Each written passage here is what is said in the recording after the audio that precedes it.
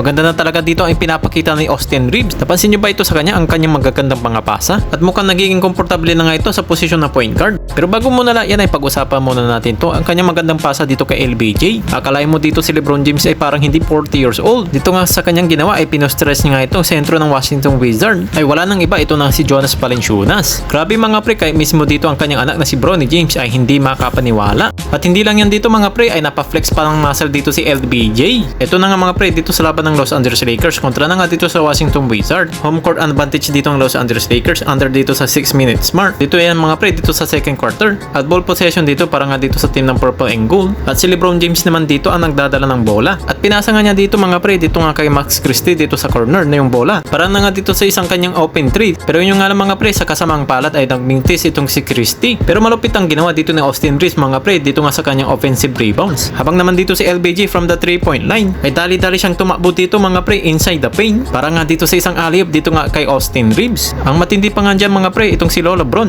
ay napostress nga niya itong sentro ng Washington Wizards, itong si Jonas Valanciunas. Grabe mga pre, itong si LBJ na hindi mo akalain na 40 years old. Talagang kayang-kanya pa gumawa ng klaseng mga ganyang nadang. Another highlight na naman ito para kay LeBron James. At nahype pa nga dito ang mga bench ng Los Angeles Lakers na maski dito ang kanyang anak, dito nga si Bronny James. Siyempre dito rin si Austin Reeves ay nahype din dyan. At natuwa na rin sila dito ni Max Christie sa ginawa dito ni LBJ. May pa-flex pa kasi ng muscle dito si Lolo Bron. After na nga dito ng pag-posterize dito kay Jonas Valanciunas. Dito pala sa naging laban na ito mga pre ay naka-triple-double dito si LeBron James with 21 points, 10 rebounds, and 13 assists. Another history record na naman ito kay LeBron James. Para na nga dito mga pre dito sa kanyang edad na 40 years old. Samantalang mga pre ay magandang ginawa dito ng pag-playmake dito ni Austin Reeves. Siya nga rin dito ang nakagawa ng magandang assist para nga dito kay LeBron James. At atin naman itong sisilipin mga pre ang kanyang mga ginawa ditong highlights. Lalo na nga dito mga pre ang kanyang magagandang assist para na nga dito sa team ng LA Lakers. Panoorin natin ito mga pre.